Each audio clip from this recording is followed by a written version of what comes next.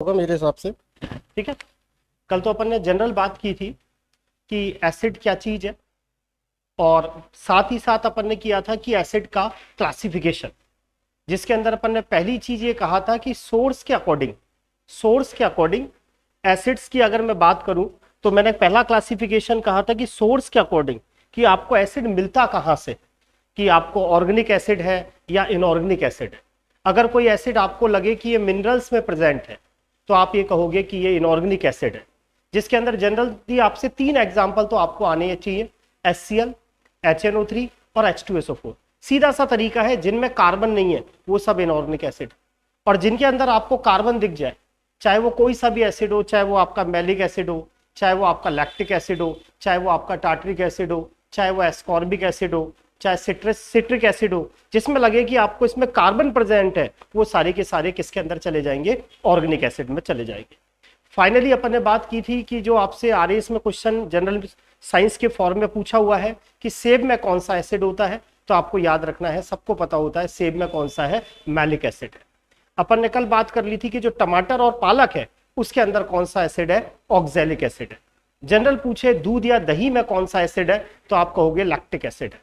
हमसे पूछा जाए जो सिट्रस फ्रूट होते हैं, सिट्रस फ्रूट जैसे नींबू है, जैसे ऑरेंज है, तो इनके अंदर कौन सा एसिड है, सिट्रिक एसिड है। बात कर ली थी लाल चींटी के अंदर कौन सा एसिड है, फॉर्मिक एसिड है।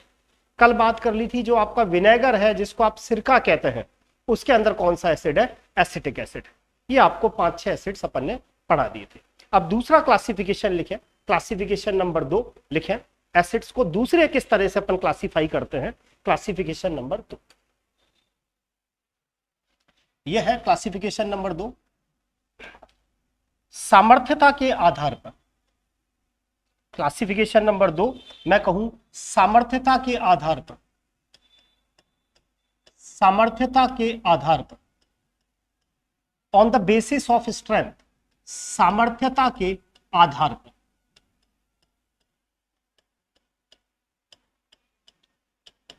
ठीक है, सामर्थ्यता के आधार पर, on the basis of strength, की सामर्थ्यता के आधार पर एसिड को 2 तरह से क्लासिफाई करते हैं।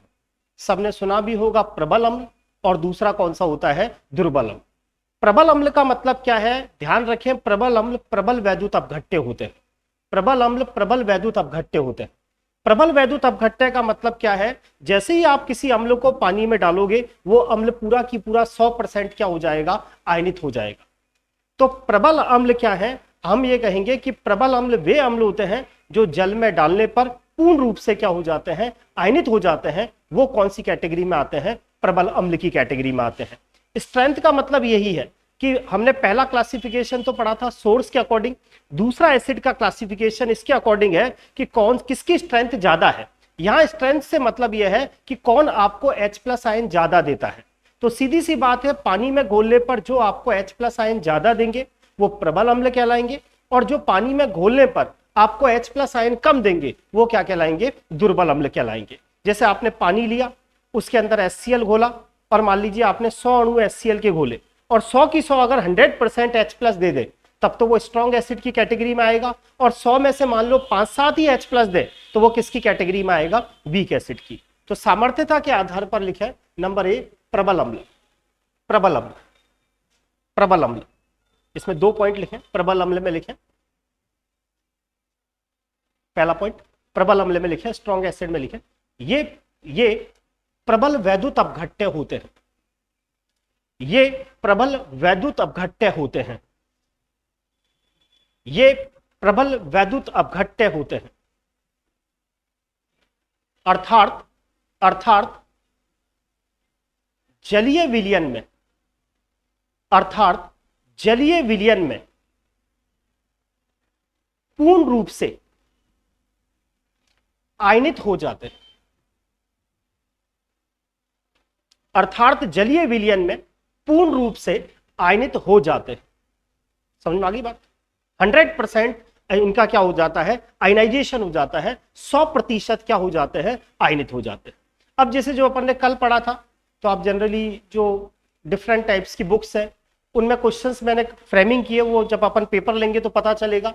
उसमें इसी तरीके एग्जाम्पल थे कि इनमें से इनऑर्गेनिक एसिड कौन सा है, इनमें ऑर्गेनिक एसिड कौन सा है, इनमें कार्बनिक अम्ल कौन सा नहीं है, इनमें अकार्बनिक अम्ल कौन सा है। इस प्रबल अम्ल पर दो तरह से क्वेश्चन बनेगा। पहला क्वेश्चन तो डेफिनेशन पर कि प्रबल अम्ल क्या है, तो हम ये कहेंगे कि स्ट्रॉन्ग एसिड वो एसिड होते हैं जो 100% क्या होते हैं, आयनाइज। दूसरी चीज, स्ट्रॉन्ग एसिड क्या होते हैं, प्रबल वैद्युत अपघट्य होते हैं। प्रबल वैद्युत अपघट्य का मतलब यही होता है जो पूर्ण रूप से क्या हो जाए, आयनाइज हो जाए, उन्हें ही अपन क्या कहते हैं, प्रबल वैद्युत अपघट्य कहते हैं। अब प्रबल अम्ल के एग्जाम्पल बताओ, किसी स्ट्रॉन्ग एसिड के एग्जाम्पल बताओ। HCl और HNO3 और कौन सा, पिक्रिक एसिड। देखो सुनो मेरी बात, अब स्ट्रॉन्ग एसिड के जो आपको एग्जाम्पल याद करने हैं वो 7 एग्जाम्पल याद करने स्ट्रॉन्ग एसिड के। कितने, 7। पहली बात तो अपने दिमाग में रखें, जितने भी इनऑर्गेनिक एसिड होते हैं वो स्ट्रॉन्ग एसिड होते हैं। जिनमें कार्बन नहीं आ रहा वो सब किस कैटेगरी में चले जाएंगे, इनऑर्गेनिक एसिड में। तो लिखें एग्जाम्पल, अकार्बनिक अम्ल, इनऑर्गेनिक अम्ल, इनऑर्गेनिक अम्ल,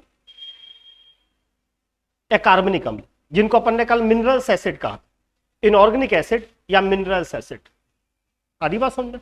अब ये 7 कौन कौन से हैं जो आपको याद रखने हैं। Number 1 HClO4। HClO4 को कहा जाता है परक्लोरिक एसिड। क्या बोलते हैं, परक्लोरिक एसिड। पहला एग्जाम्पल स्ट्रॉन्ग एसिड का। दूसरा एग्जाम्पल आपको याद रखना होता है H2SO4। सबने सुना भी होगा, रसायनों का राजा, किंग ऑफ केमिकल।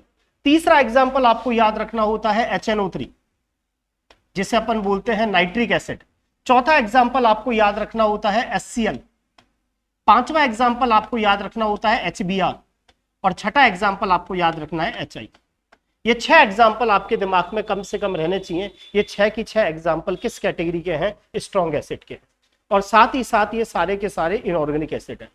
इनमें कहीं भी आपको कार्बन दिखाई नहीं दे रहा होगा। और अपन को पता है ऑर्गेनिक एसिड तो वो होते हैं जिनमें कार्बन होता है, तो ये इनऑर्गेनिक एसिड्स होते हैं वो स्ट्रॉन्ग एसिड के एग्जाम्पल है। तो क्वेश्चन यही बनेगा, इनमें प्रबल वैद्युत अपघट्य कौन सा है। यहां तक ये क्वेश्चन तो आरपीसी ने भी पूछ लिया था एक बार, इनमें प्रबल वैद्युत अपघट्य कौन सा है। 4 एसिड दे दिए, एक H2SO4 लगा दिया, एक एसिटिक एसिड रख दिया, एक HCN रख दिया, एक कार्बोनिक एसिड रख दिया। तो अगर आपको पता होता कि जो प्रबल अम्ल है यही प्रबल वैद्युत अपघट्य होते हैं, यानी जो पूर्ण रूप से आयनित हो जाते हैं, तो आप इजीली आंसर करते थे। तो इनको एग्जांपल्स को लिख लें, HClO4, H2SO4, HNO3, HCl, HBr और क्या, HI। ठीक है, आगे समझ में। अब लिखे सेकंड दुर्बल अम्ल। दुर्बल अम्ल, दुर्बल अम्ल। पहला पॉइंट, ये दुर्बल वैद्युत अपघट्य होते, ये दुर्बल वैद्युत अपघट्य होते, ये दुर्बल वैद्युत अपघट्य होते हैं। अर्थात पूर्ण रूप से आयनित नहीं होते, अर्थात पूर्ण रूप से आयनित नहीं होते। ठीक है, और इसके एग्जाम्पल क्या होंगे, ऑर्गेनिक एसिड। एग्जाम्पल क्या हो जाएंगे, कार्बनिक अम्ल, कार्बनिक अम्ल। अब आपसे पूछा जाए इनमें वीक एसिड कौन सा है, तो समझ में आ गया होगा, CH3COOH दिख रहा है, ये तो कार्बनिक अम्ल है और सबको पता है इसे एसिटिक एसिड कहते हैं। और एसिटिक एसिड सबको पता है सिरका में प्रेजेंस होता है, एसिटिक एसिड। दूसरी हम बात करें बेंजोइक एसिड, बेंजीन के साथ अगर मैं COOH लगा दूं, ये एसिड क्या कहलाएगा, बेंजोइक एसिड कहलाएगा, बेंजोइक एसिड। तीसरा एग्जाम्पल आप याद रखेंगे hydrogen cyanide, HCN, hydrogen cyanide, hydrogen cyanide. चौथा एग्जाम्पल आप याद कर सकते हैं H2CO3, H2CO3, H2CO3 को बोलते हैं कार्बोनिक एसिड, कार्बोनिक अम्ल। और भी ऑर्गेनिक जो आपको दिखाई दे, जिनमें आपको कार्बन दिखाई दे, आप समझ जाए कि ये सबकी सब किस कैटेगरी के अंदर आएंगे, ये वीक एसिड की कैटेगरी में आएंगे। एग्जाम्पल लिख ले, acetic acid C6H5COOH, benzoic acid, benzene के ऊपर एसिड जुड़ा तो बोला बेंजोइक एसिड, ये आपका एसिटिक एसिड है, ये आपका हाइड्रोजन, ये साइनाइड कहलाता है, हाइड्रोजन साइनाइड। और H2CO3 को हम कौन सा एसिड बोलते हैं, carbonic acid, carbonic acid. Water और CO2 जब रिएक्शन करते हैं तो H2CO3 बनता है, जिसे अपन कार्बोनिक एसिड कहेंगे। समझ में आ गया। इस पर क्वेश्चन यही बनेगा, जब आपको बुकलेट में 1-2 दिन में दूंगा तो आपको अपने आप पता लगेगा, इस पे क्वेश्चन यही बनेगा। इनमें स्ट्रॉन्ग एसिड के बारे में कौन सी बात सही नहीं है। स्ट्रॉन्ग एसिड 100% आयनाइज होंगे। दूसरे टाइप का क्वेश्चन, इनमें आपको 4 एसिड दे देगा और पूछेगा इनमें स्ट्रॉन्ग एसिड कौन से हैं, वीक कौन से हैं। इन 6 को याद कर लेना, इसके अलावा सारे एसिड बचे हुए किस में जाएंगे, वीक एसिड। लैक्टिक एसिड किस में जाएगा, स्ट्रॉन्ग एसिड में, वीक में। लैक्टिक एसिड वीक में, ऑक्सैलिक एसिड वीक में, जो अपन ने कल टेबल पढ़ी ना, मैलिक एसिड वीक में, जो अपन को लगे ये ऑर्गेनिक एसिड है, ये सारे के सारे किस में चले जाएंगे, वीक एसिड में चले जाएंगे। तीसरा क्लासिफिकेशन पढ़े, तीसरा क्लासिफिकेशन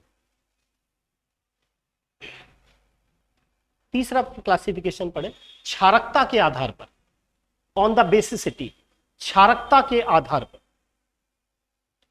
तीसरा जो क्लासिफिकेशन है वो है क्षारकता के आधार पर,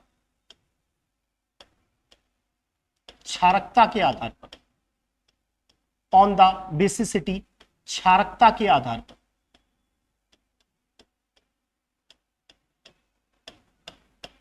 तीसरा जो क्लासिफिकेशन है एसिड का वो है क्षारकता के आधार पर, ऑन द बेसिसिटी।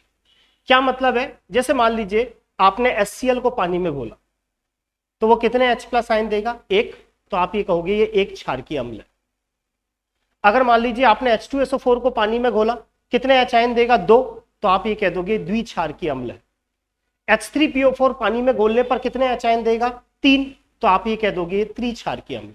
समझ में आ गई बात। ये होता क्या है, क्षारकता शब्द क्यों यूज करते हैं, क्योंकि ये जितने H आयन देगा उतने ही मोल OH आयन को उदासीन करेगा, इसीलिए कहा जाता है अम्लों की क्षारकता। जैसे मान लीजिए HCl है, 1 मोल HCl है तो ये आपको 1 मोल H+ आयन देगा, और अगर 1 मोल OH आयन है तो 1 मोल H+ आयन 1 मोल OH आयन से रिएक्शन करके पानी बना लेगा, तो 1 मोल OH आयन को उदासीन कर देगा। तो अम्ल की क्षारकता का मतलब ये होता है, अम्ल के द्वारा जितने H आयन दिए जाते हैं उतने ही वो OH आयन को क्या कर देते हैं, न्यूट्रलाइज कर देते हैं। इसीलिए क्या शब्द बोला जाता है, अम्ल की क्षारकता। अम्ल की क्षारकता में लिखे नंबर 1, एक क्षारकीय अम्ल, एक क्षारकीय अम्ल, एक क्षारकीय अम्ल।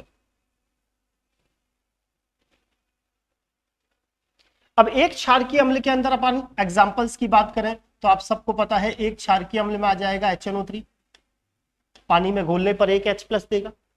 HCl पानी में घोलने पर 1 H+ देगा। CH3COOH पानी में घोलने पर क्या देगा, 1 H+ देगा। अरे देगा नहीं देगा, ये सबकी सब किसके अंदर है, एक क्षारकीय। लेकिन जो 2 एग्जाम्पल आपको याद करने हैं वो स्पेशल एग्जाम्पल है, वो पूछे जाते हैं। एक एग्जाम्पल है H3BO3, इसे बोलते हैं बोरिक अम्ल। बोरिक अम्ल बहुत बुरा अम्ल है, बोरिक अम्ल। एक एग्जाम्पल आपको याद रखना है H3PO2, इसे बोलते हैं हाइपोफास्फोरस अम्ल। ये 2 एग्जाम्पल ऐसे हैं जो एग्जामिनर आपसे गलती करा सकते हैं। इनमें से एक क्षारकीय अम्ल कौन सा है, उसने क्वेश्चन दिया इनमें से एक क्षारकीय अम्ल कौन सा है। ऑप्शन दिया HNO3, ऑप्शन दिया बोरिक एसिड, ऑप्शन दिया हाइपोफास्फोरस एसिड। तो मेरा मानना यह है, और चौथा दिया उपरोक्त सभी। तो 100% आप जल्दीबाजी में आंसर क्या करेंगे, HCl करेंगे, क्योंकि आपके दिमाग में क्या होगा कि HCl को पानी में अगर अपन डालेंगे तो ये क्या देगा, आपको एक ही H+ आयन देगा। आ रही बात समझ। HNO3 पानी में डालने पर एक ही H+ आयन देगा, लेकिन एसिटिक एसिड पानी में डालने पर एक ही H+ आयन देगा। लेकिन दिमाग में आएगा बोरिक एसिड है, इसको पानी में डालूं तो ये एक H+ आयन नहीं देगा, बल्कि क्या दे लग रहा है, ये 3 H+ आयन देगा। हाइपोफास्फोरस एसिड में भी आपको क्या लग रहा है, पानी में घोलने पर ये एक H आयन देगा या 3 देगा, 3 देगा, लगता ऐसा है। लेकिन ये वास्तव में पानी में घोलने पर आपको 3 आयन नहीं देंगे, बल्कि कितने देंगे, एक ही देंगे। थोड़ा सा कहानी सुन ले, होता क्या है इसके अंदर। जो बोरिक एसिड है, बोरिक एसिड, ये बोरिक एसिड की स्ट्रक्चर है BOH, O और H, और O और H। तो जनरली क्या होता है, जो हाइड्रोजन ऑक्सीजन से जुड़ा होता है वो हाइड्रोजन एसिडिक होता है। तो होना तो ये चाहिए कि ये भी H+ देना चाहिए, ये भी H+ देना चाहिए, ये भी H+ देना चाहिए। तो लगता तो ऐसा है कि बोरिक एसिड पानी में घोलने पर हमें 3 H+ आयन देना चाहिए, लेकिन देता कितने हैं, एक। ये त्रिक्षारकीय अम्ल का उदाहरण नहीं है, ये एक क्षारकीय अम्ल का उदाहरण है। कई बार केबीएस वगैरह में कई बार पूछ लिया बोरिक अम्ल कैसा है, एक क्षारकीय अम्ल। होता क्या है, जब हम बोरिक अम्ल को पानी में डालते हैं, जब बोरिक अम्ल को पानी में डाला जाता है इस तरीके से H2, मैंने कहा ना कोई कितने H आयन देगा इसका पता कैसे लगाते हैं, उसको पानी में डालते हैं। अगर वो एक H+ आयन दे तो एक क्षारकीय अम्ल, 2 H+ आयन दे तो द्विक्षारकीय अम्ल। ये जो बोरिक एसिड होता है एक्चुअल में इसका अष्टक अपूर्ण होता है। इसका अष्टक कैसा होता है, अपूर्ण। थोड़ा बहुत साइंस के स्टूडेंट हो जानते हो इसका अष्टक अपूर्ण है। इसके केंद्रीय परमाणु में 2, 4 और 2, 6 इलेक्ट्रॉन होते हैं। तो जैसे ही बोरिक एसिड को हम पानी में डालते हैं तो ये जो पानी में जो ऑक्सीजन है ये क्या करता है, अपने लोन पेयर इसको देने लग जाता है। ये नाभिक स्नेही का काम करता है। नाभिक स्नेही वो होता है जो अपने लोन पेयर दूसरे को देता है और उसके साथ क्या कर लेता है, बॉन्ड बना लेता है। तो ये ऑक्सीजन क्या करता है, अपने लोन पेयर इस बोरॉन को देने लग जाता है। बोरिक एसिड इलेक्ट्रॉन क्यों ले रहा है पानी में डालने पर, क्योंकि इसका अष्टक कैसा है, अपूर्ण। तो ये ऑक्सीजन क्या करने लगता है, अपने लोन पेयर इसको देने लग जाता है। जैसे ही ऑक्सीजन अपने लोन पेयर इसको देता है उस चक्कर में इस ऑक्सीजन पर पॉजिटिव चार्ज आ जाएगा और इस बोरॉन पर कैसा चार्ज आ जाता है, नेगेटिव। क्योंकि ये इलेक्ट्रॉन दे रहा है तो इस पे प्लस और इस पर कैसा, माइनस। और ऑक्सीजन क्या करता है, इस पॉजिटिव चार्ज से, ऑक्सीजन कभी नहीं चाहता कि इसके ऊपर पॉजिटिव चार्ज रहे, ये किससे खींचने लग जाता है, हाइड्रोजन से। और इसमें से क्या बाहर निकल जाता है, H+। और ये जो स्ट्रक्चर है ये कन्वर्ट हो जाती है मेटाबोरेट आयन में, BOH4-, इस तरह से। यानी ये आपस में रिएक्शन करके BOH4- बना लेते हैं। अब आपने थोड़ा बहुत, सबने बीएससी कर रखी है, थोड़ा बहुत सबने कोऑर्डिनेशन केमिस्ट्री पढ़ी होगी, थोड़ा बहुत संकुल यौगिक सबने बीएससी में पढ़े होंगे। कोऑर्डिनेशन केमिस्ट्री में आपने 2 पार्ट पढ़े होंगे, एक आयनन क्षेत्र होता है और एक समन्वयी क्षेत्र होता है। समन्वयी क्षेत्र वो क्षेत्र होता है जो आयनित नहीं होता। इस चक्कर में ये जो मेटाबोरेट आयन बना ये पानी में अब क्या नहीं होता, आयनित नहीं होता। तो इससे एक H+ आयन नहीं मिलता। जो एक H+ आयन मिलता भी है वो बोरिक एसिड से नहीं मिलता, बल्कि किससे मिलता है, पानी से मिलता है। इसीलिए अपन क्या कहते हैं कि जो बोरिक एसिड है वो कैसा है, एक क्षारकीय अम्ल। बात समझ में आ गई। आपसे डायरेक्ट अपन को इतना सा याद रखना है, बोरिक एसिड क्या है, आप कहोगे एक क्षारकीय अम्ल। लेकिन थोड़ा सा अगर वैसे अपन 11th 12th के हिसाब से सोचें तो होता क्या है, बोरिक एसिड को जब हम पानी में डालते हैं तो बोरिक एसिड का अष्टक अपूर्ण होता है, पानी का अष्टक पूरा है। ये अपने लोन पेयर इसको देता है, इस पर प्लस चार्ज आता है, इस पर कैसा आता है, माइनस। इनके बीच में एक बॉन्ड बन जाता है। ऑक्सीजन कभी नहीं चाहता इसके ऊपर पॉजिटिव चार्ज रहे। ऑक्सीजन किससे खींचता है, हाइड्रोजन से। और जो एक H+ मिला वो आपको किससे मिलता है, बोरिक एसिड से मिलता है या पानी से मिलता है, पानी से। और ये कौन से आयन में बदल जाता है, मेटाबोरेट आयन में बदल जाता है। इसीलिए याद रखना है कि जो बोरिक अम्ल होता है उसकी क्षारकता 3 नहीं होती, बल्कि कितनी होती है, 1 होती है। दूसरा वेरी वेरी इंपॉर्टेंट एग्जाम्पल क्या, H3PO2। अगर मैं हाइपोफास्फोरस अम्ल की स्ट्रक्चर देखूं तो हाइपोफास्फोरस अम्ल की स्ट्रक्चर ये होती है, P double bond O, H और OH। ये स्ट्रक्चर H3PO2 की है, H3PO2।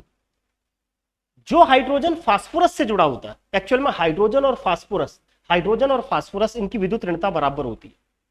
करीबन करीबन इसकी भी 2.1, इसकी 2.5 के आसपास, 2.1 और 2.5 के आसपास। यहां ये जो हाइड्रोजन है ना, ये हाइड्रोजन यही केवल ऑक्सीजन से जुड़ा है।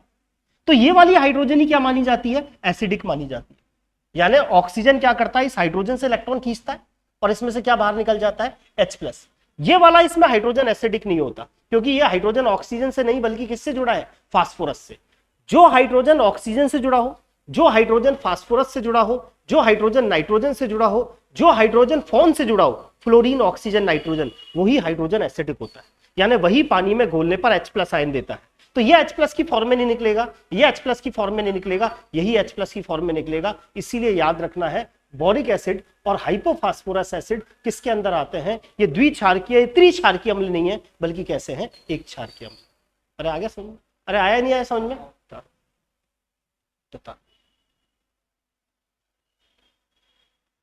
बोरिक अम्ल तो कितनी ही बार पूछ लिया, और लिखा एक क्षारकीय अम्ल लिखे, वे अम्ल जिनकी क्षारकता 1 होती है, वे अम्ल जिनकी क्षारकता 1 होती है।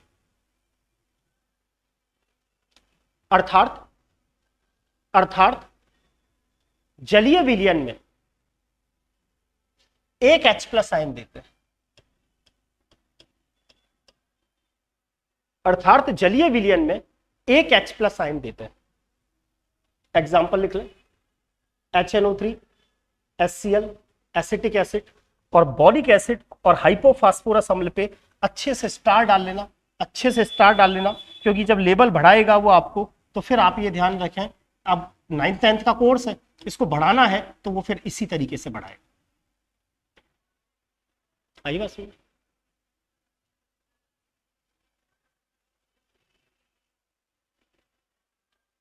फिर इसको उतार, इस आयन को बोलते हैं मेटाबोरेट।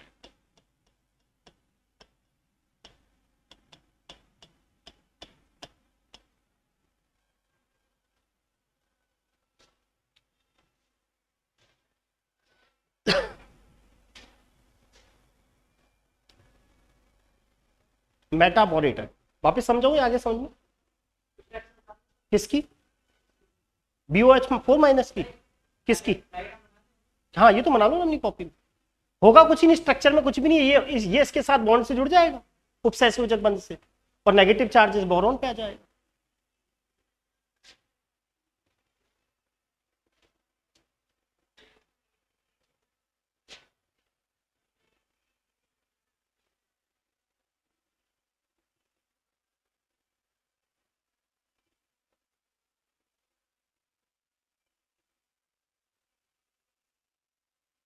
आपका नाम क्या, सुदीप सिंह, आ रहा है समझ में, आपका टीना, सत्यवीर सिंह, और आपका पीछे, आपका नाम पुष्पेंद्र, आगे पुष्पेंद्र समझ में, चले आगे। अब लिखें द्विक्षारकीय, द्विक्षारकीय, द्विक्षारकीय, ठीक है। अब द्विक्षारकीय अम्ल, अब द्विक्षारकीय अम्ल का मतलब पानी में घोलने पर कितने एच आयन देगा, 2 एच आयन देगा, ठीक है, समझ में आ गई बात। द्विक्षारकीय अम्ल का मतलब इसकी क्षारकता 2 होगी, तो लिख लें क्षारकता बराबर 2। अब द्विक्षारकीय अम्ल में कौन सा एग्जाम्पल है, H2SO4, H2CO3, oxalic acid,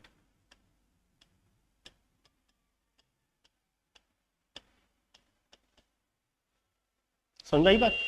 H2SO4 आपको पता है सल्फ्यूरिक अम्ल, H2CO3 को बोला जाता है कार्बोनिक अम्ल, क्या बोलते हैं, कार्बोनिक अम्ल, और CWH जब डाई कार्बोक्सिलिक अम्ल, जब 2 CWH लगातार लगे हो तो इसको बोलते हैं ऑक्सैलिक एसिड, क्या बोलते हैं, ऑक्सैलिक एसिड। अगर मैं H2SO4 की स्ट्रक्चर थोड़ी सी बनाने की कोशिश करूं तो आपको समझ में आ जाएगा, ये सल्फर, मैं वैसे ही बता देता हूं, डबल बॉन्ड O, उतारना नहीं है, सिर्फ समझना है, OH और O और H, ये H2SO4 की स्ट्रक्चर है, समझ में आ रहा होगा। ये हाइड्रोजन ऑक्सीजन से जुड़ी है, ये हाइड्रोजन ऑक्सीजन से जुड़ी है, जो हाइड्रोजन ऑक्सीजन से जुड़ी हो वो एसिडिक होती है, ये भी एसिडिक है, ये भी H+ की फॉर्म में निकलेगा, ये भी H+ की फॉर्म में निकलेगा, इसीलिए कितने H+ आयन देगा, 2, इसीलिए इसकी क्षारकता 2। H2CO3, H2CO3 की स्ट्रक्चर यह है,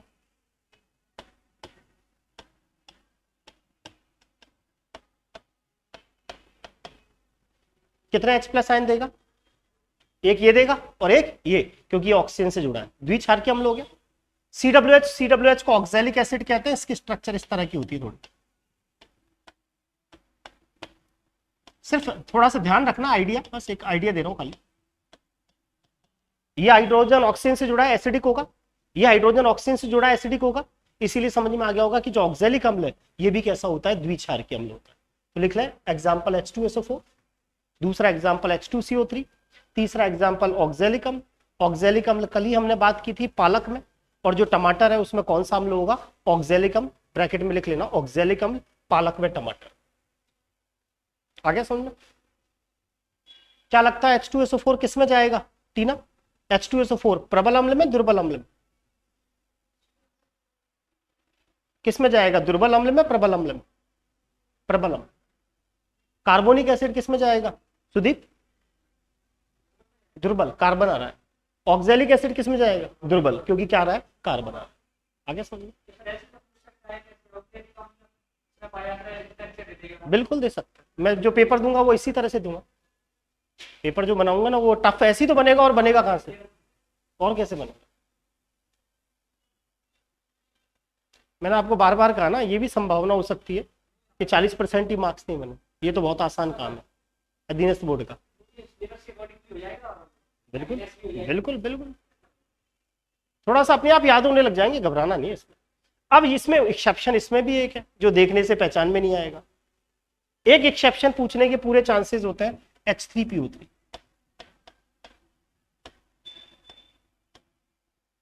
H3PO3 अभी अभी पढ़ा था H3PO2 ऊपर, वो हाइपोफास्फोरस अम्ल है।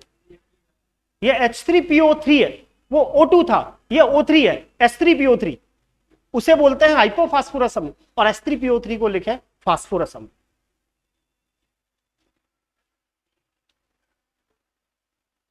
H3PO3 फास्फोरस अम्ल, हाँ फास्फोरस अम्ल, H3PO3 फास्फोरस अम्ल। अब आपसे पूछ लिया जाए इनमें से बताएं कौन सा अम्ल डाइबेसिक नहीं है, इनमें से कौन सा अम्ल द्विक्षारकीय नहीं है, ठीक है।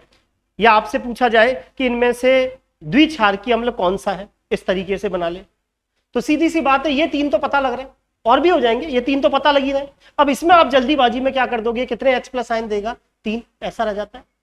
लेकिन अब थोड़ा सा स्ट्रक्चर का भी हल्का सा आइडिया दे दूं।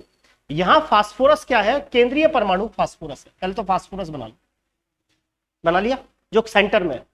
कितने ऑक्सीजन है, 3, एक ऑक्सीजन ये रहा, एक ऑक्सीजन ये रहा, एक ऑक्सीजन ये रहा, बना लिए 3 ऑक्सीजन।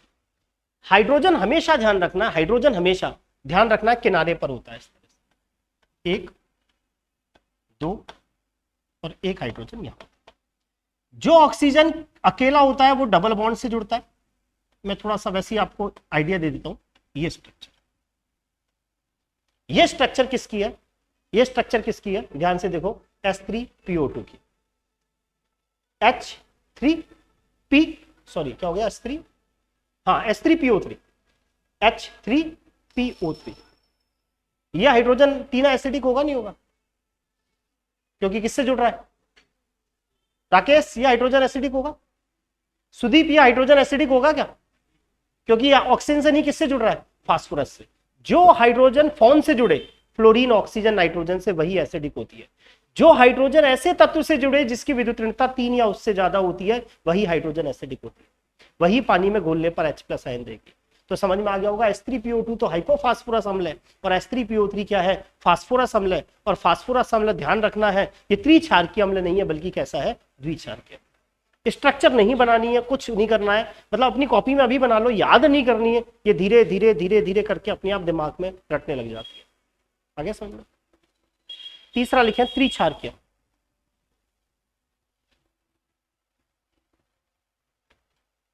त्रिक्षारकीय,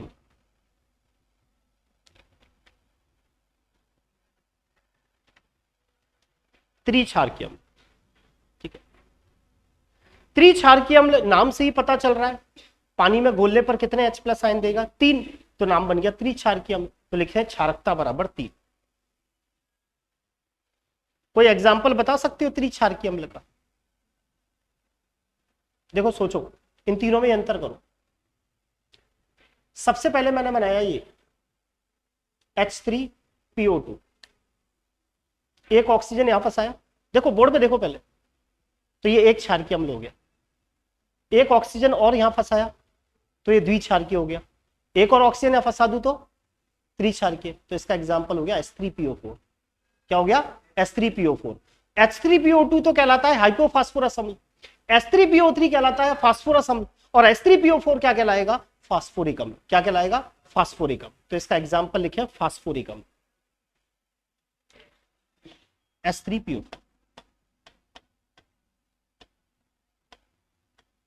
H3PO4।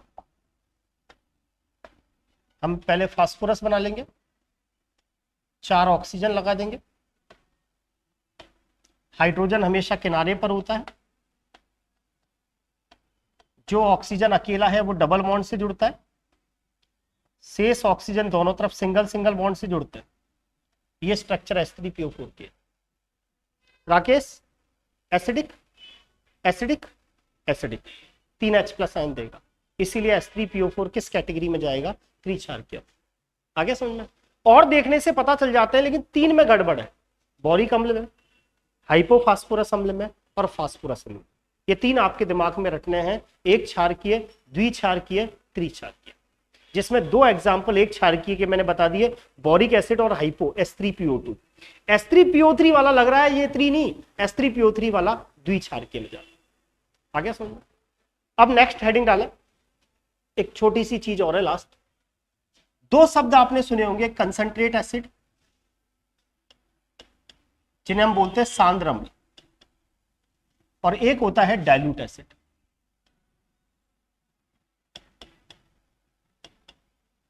सबने सुना भी होगा, अपन पढ़ते थे, एक सांद्र होता है और एक तनु होता है। सांद्र अम्ल का मतलब तो ये होता है कि इसमें स्मॉल अमाउंट ऑफ वाटर, पानी की बहुत कम मात्रा, small amount of water. Small amount of water का मतलब पानी की मात्रा बहुत कम।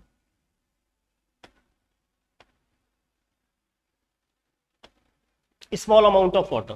कंसंट्रेट का मतलब समझ में आ गया होगा, ये तो सांद्र अम्ल है। और डाइल्यूट को आप सबने सुना होगा तनु अम्ल। अरे सुना है ना, ये सांद्र अम्ल और ये क्या है, तनु अम्ल।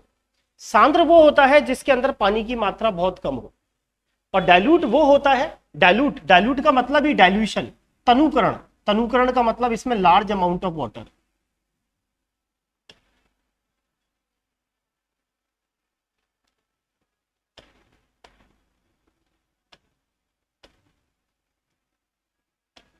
ठीक है। अब आपको कहा कि एक स्ट्रॉन्ग एसिड, सॉरी एक कंसंट्रेट एसिड है, आपसे कहा एक सांद्र अम्ल है, एक बोतल में लिखा हुआ है कंसंट्रेट H2SO4। कंसंट्रेट H2SO4 का मतलब आप ये सोचोगे कि इसमें पानी है ही नहीं, पूरा ही H2SO4 है। अब आपसे कहा गया कि इस कंसंट्रेट H2SO4 को डाइल्यूट H2SO4 में बदलना है। तो आपके सामने 2 ऑप्शन है, एक तो एसिड में पानी मिला दो, और दूसरा तरीका यह है कि पानी के अंदर एसिड की एक एक बूंद डालो। तो बोलो क्या करोगे? कंसंट्रेट H2SO4 में डायरेक्ट पानी मिला दोगे, या पानी के अंदर कंसंट्रेट H2SO4 की 2-4 बूंद कर करके डालोगे? बोलो। मुझसे कहा गया सुने क्वेश्चन को, कि सांद्र H2SO4 है, ये प्योर H2SO4 है, 100%, कुछ नहीं मिला। मुझसे कहा गया अब इसको तनु H2SO4 में बदलना। तनु H2SO4 का मतलब यह है कि जो अब नया मुझे H2SO4 बनाना है, उसके अंदर पानी की मात्रा कम होनी चाहिए, ज्यादा होनी चाहिए, ज्यादा होनी चाहिए। अब आपके सामने 2 ऑप्शन, ये बोतल है सांद्र H2SO4 की, इसमें डायरेक्ट पानी डाल दो। दूसरा ऑप्शन यह है कि जो पानी है उसके अंदर में धीरे धीरे करके एक एक बूंद H2SO4 की डालू। तो बोलो क्या करोगे? दूसरा। क्यों? दूसरा ऑप्शन क्यों चुना आप?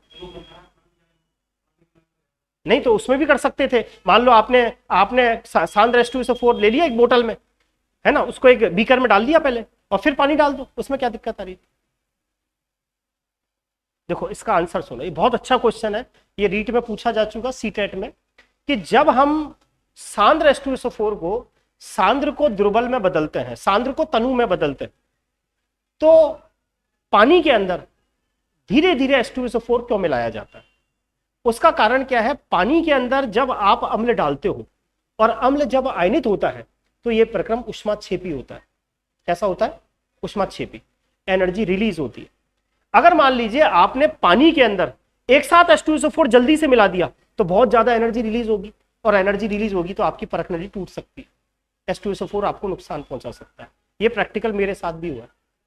हमें क्या था, जब हम छोटी क्लास में पढ़ते थे, 11th में पहली बार आए थे, तो हमें भी शौक लगा कि हम भी प्रैक्टिकल करेंगे।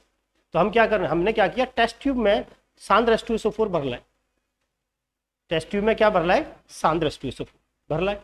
अब उस सांद्र H2SO4 भर लाए, फिर हमने घर पे खुद नहीं क्या किया, एक प्रैक्टिकल किया। क्या किया?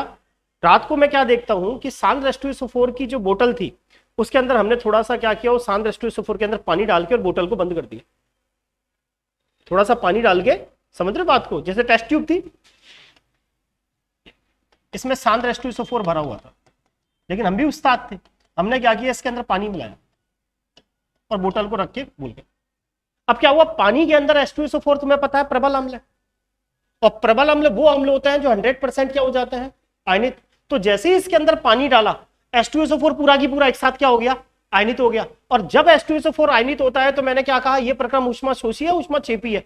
ऊष्माक्षेपी, एनर्जी बहुत ज्यादा निकलती है और वो टेस्ट ट्यूब बुरी तरह गर्म हो गई और गर्म होने के बाद सुबह फूट गई, और फूटने के बाद जो मेरा बिस्तर था ना वो पूरे उसमें छेद ही छेद हो गए। फिर तो होना क्या था तुम्हें ही पता, मार पड़नी थी मम्मी से, ये क्या किया तूने। समझ में आ गई बात। तो आपसे कहा जाए कि जब हम पानी के अंदर H2SO4 मिलाते हैं तो धीरे धीरे H2SO4 क्यों मिलाते हैं, तो आप कहोगे कि जल के अंदर जब अम्ल मिलाया जाता है तो वो धीरे धीरे इसीलिए मिलाया जाता है क्योंकि ये प्रक्रम ऊष्माक्षेपी होता है, बहुत ज्यादा एनर्जी रिलीज होती है, आपकी जो टेस्ट ट्यूब है वो फूट सकती है, रिएक्शन एक्सप्लोसिव होती है, यही कारण है कि पानी के अंदर धीरे धीरे अम्ल मिलाया जाता है। अरे समझ में आ गई बात, आ गया क्लियर। अब खुद ही सोचो, मान लो एसिड था, एसिड में कितने H+ आयन है, अगर आपने डायरेक्ट उसको पानी में मिला दिया तो जबरदस्त एक्सप्लोसिव रिएक्शन होगी, और अगर आपने पानी ले लिया और इसमें एक एक बूंद धीरे धीरे करके, जैसे एक बूंद डाल दी, H+ मिले, एनर्जी रिलीज हो गई, वो निकल गई, फिर दूसरी बूंद डाली, फिर H+ टूटेगा मिलेगा, फिर एनर्जी हो गई, वो रिलीज हो गई, फिर तीसरी बूंद डाली, फिर H+ मिला, फिर एनर्जी रिलीज हुई, फिर वो निकल गई, निकलेगी भी तो सही ना। और मान लो पानी के संग, पानी में एक साथ तुमने H2SO4 डाला तो जबरदस्त एनर्जी रिलीज होगी, और जबरदस्त एनर्जी रिलीज होगी तो टेस्ट ट्यूब बचेगी क्या, अरे बचेगी या फूट फाट जाएगी, फूट फाट जाएगी। आगे समझ में, यही कारण है कि जब हम पानी में अम्ल मिलाते हैं तो बूंद बूंद करके मिलाते हैं, उसका कारण क्या है, पानी में अम्लों का आयनित होना ऊष्माक्षेपी प्रक्रम है, एनर्जी रिलीज करता है। आगे समझ में, तो इसको लिख ले, कंसंट्रेट एसिड सांद्रम, हिंदी में बोलते हैं सांद्रम, जहां जिसको समझ में नहीं आया ना आप बता दें। और एक होता है तनु,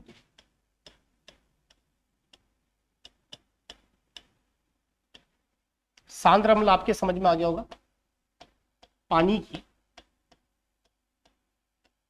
कम मात्रा,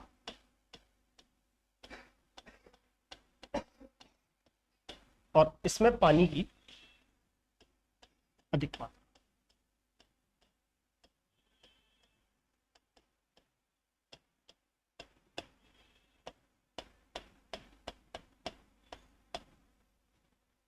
ठीक है, लिखे नोट, नोट। जल में अम्लों को बूंद बूंद करके मिलाया जाता है, बूंद बूंद करके मिलाया जाता है, वह हिलाया जाता है, मतलब क्या करते हैं, पानी ले लेते हैं, एक बूंद एसिड की डाली फिर हिला लेते हैं, एक बूंद एसिड की डाली फिर हिला लेते हैं, ऐसे बनाते हैं डाइल्यूट, कंसंट्रेट को डाइल्यूट में ऐसे बदलते हैं। आ गया समझ में। तो क्या लिखा है मैंने, पानी क्या, क्योंकि क्योंकि क्योंकि जल में अम्ल आयनित होते हैं, क्योंकि जल में अम्ल आयनित होते हैं, वह ऊर्जा मुक्त करते हैं, वह ऊष्मा मुक्त करते हैं, अर्थात ऊष्माक्षेपी प्रक्रम होता है।